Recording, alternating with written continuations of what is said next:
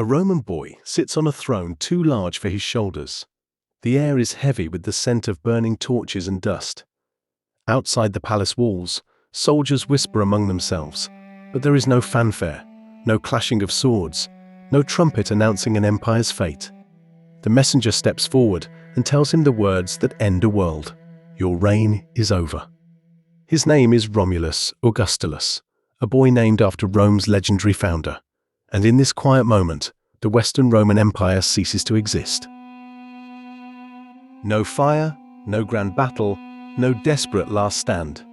Just a quiet removal from power, a polite transfer of authority to the east, and the world watches as the empire that had dominated the known world simply fades. But how did Rome, an empire that had stretched from the sands of Africa to the forests of Germania, rise to such heights, only to crumble from within? To understand the fall, we must first follow the story of Rome's extraordinary ascent. Before marble temples, aqueducts, or golden crowns, Rome was a muddy settlement on 7 hills beside the Tiber River. Wolves howled in the forests. Bandits prowled the roads. Its people were farmers, shepherds, and warriors, with courage born of necessity. Survival demanded discipline, and discipline became the seed of a civilization that would one day command continents. Rome's early history was defined by conflict. Each battle, each siege, forced the Romans to adapt and innovate. They built walls, sharpened their weapons, and perfected military formations that would become legendary. But the genius of Rome lay not only in its might, but in its capacity to integrate. Conquered peoples were rarely destroyed. They were absorbed, offered citizenship, and included in Rome's expanding civic and economic network. Roads, laws, and trade connected distant territories into a single system. Rome did not simply rule the world, it unified it. This inclusion was strategic genius. Soldiers from Gaul, Hispania, and Africa marched under Roman banners. Grain from Egypt fed Rome's citizens. Merchants traveled safely along the Mediterranean, now a Roman highway. Pirates disappeared. Cities flourished. Civilization advanced, and Rome became synonymous with order, prosperity, and law. At the heart of Rome's success was the legions. Not necessarily the bravest or largest armies, but the most disciplined. Soldiers drilled relentlessly, built fortified camps every night, and executed maneuvers with mechanical precision. When they lost, they studied why. When enemies invented new strategies, Rome copied and perfected them. Tradition was valuable only when it produced results. Rome's rise reached a zenith under Augustus. The Republic, fractured by civil wars and the ambition of men like Julius Caesar, transitioned to empire. Augustus crafted peace from chaos, reforming government, finance, and the military. He introduced the Pax Romana, a 2-century period of relative stability where roads were repaired, trade thrived, and Roman culture spread across Europe, North Africa, and the Middle East. Cities grew, monumental architecture soared, and the empire radiated a sense of permanence. But the very factors that made Rome mighty also planted the seeds of its decline. Size, wealth, and expansion became burdens as much as blessings. Orders from Rome took weeks or months to reach distant provinces. Governors grew independent, some ruling like kings, others exploiting their positions to amass wealth. Corruption spread where oversight could not reach. Bribes replaced justice, loyalty was bought and sold, and the chain that held the empire together weakened. The army, Rome's greatest pride, became its largest expense. Soldiers demanded pay, equipment, and land, while roads and forts required constant maintenance. Wars never ended. The empire was always on the move, stretching resources thin. Farmers fled overtaxed lands. Fields lay fallow. Citizens traded their freedom for security, binding themselves to powerful landowners. Rome's prosperity had become a weight that threatened to crush it. Money, once the backbone of Rome, became a tool of decay. Roman coins, trusted across the known world, were gradually debased.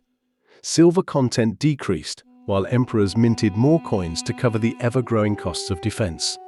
The emperor's face gleamed on the currency, but the value beneath it was hollow. Prices soared. Bread became scarce. Trust in markets eroded, and barter returned. Rome's economic engine began to sputter, choking on its own ambition. Leadership compounded the crisis. Once, emperors were visionaries and reformers. By the later centuries, the throne became a target for generals with loyal armies. Assassination, usurpation, and civil war were routine. In one turbulent 50-year span, more than 20 emperors ruled the Western Empire, most for a few months before death claimed them violently. Planning for the future became impossible. Survival dominated every decision. Civil war drained the empire. Roman legions, intended to defend borders, fought each other. Cities burned under Roman hands. Crops were destroyed. Victory over fellow Romans weakened the empire more than any foreign invasion could. While the empire tore itself apart, the world beyond its borders evolved. Tribes learned Roman tactics by serving as mercenaries. Weapons improved. Leaders emerged. Entire societies moved with families, livestock, and warriors, forming mobile, organized threats that no longer could be intimidated by Rome's reputation alone. Then came the Huns from the east. They rode fast, struck harder, and seemed unstoppable. Their arrows rained down on fleeing villagers, forcing waves of tribes westward. Rome faced a choice: resist or absorb. They chose absorption. Refugees were settled within imperial borders in exchange for military service. But officials stole their food, children were sold, and families starved. Promises turned to rage. In 378, near Adrianople, Rome attempted to strike. The emperor led the army personally, confident and impatient, attacking without waiting for reinforcements. By nightfall, 2/3 of the Roman army lay dead. The emperor himself died in a burning farmhouse. For the first time in centuries, a Roman emperor had been defeated by those Rome had once ruled.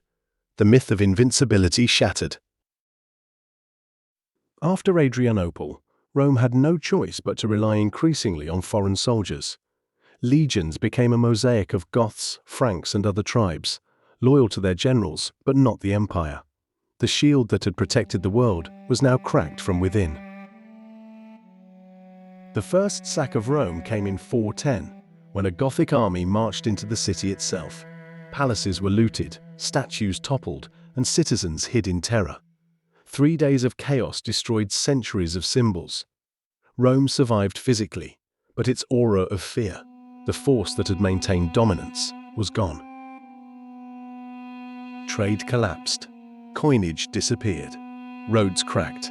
Aqueducts failed. Public baths closed. Cities shrank into villages. A world once bound by stone and law fractured into local survival.